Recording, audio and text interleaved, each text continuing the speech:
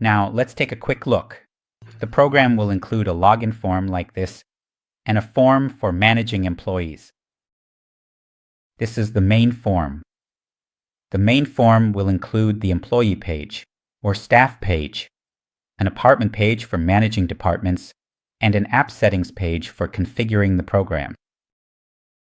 There will also be an additional form, which is the form for customizing the theme of our program. Okay, now let's test the program so you can get a clearer picture. I'll press start. When you press start, the program will display the login screen. Here, you can register a new user. You can just click Create a new account if you don't have an account yet. If I click it, it will take me to the admin page right here. I'm going to test adding a user.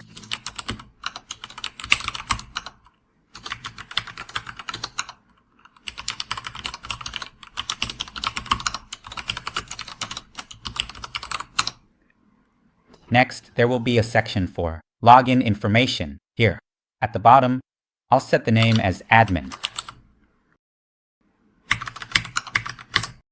After that, you can choose a picture. I'll go ahead and select this picture.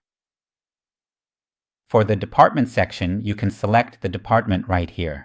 You can also manage this within the program as well. I'll choose marketing and then click Save here. The program will ask if you want to save, so just click Yes. Now it's all set. Next, we'll take this username, admin1234, and use it to register. Now, enter the username. Then enter the password provided earlier. You can also click here to show the password if you want. Once that's done, click Login to access the program. Once you've successfully logged in, you'll see a form for customizing the program's theme. Like this, you can choose a theme here. By default, it uses the standard color.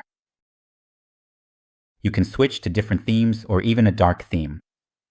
Let me show you how to change it. You can change it to many different colors. This is a way to add some color to the program and make it look nicer. This can really add value to our program because it looks much more attractive and user-friendly than the classic traditional Windows forms. Okay, I'm going to use theme number 4, and I'll set it to use multiple themes like this. After that, I'll tell the program not to show this page again.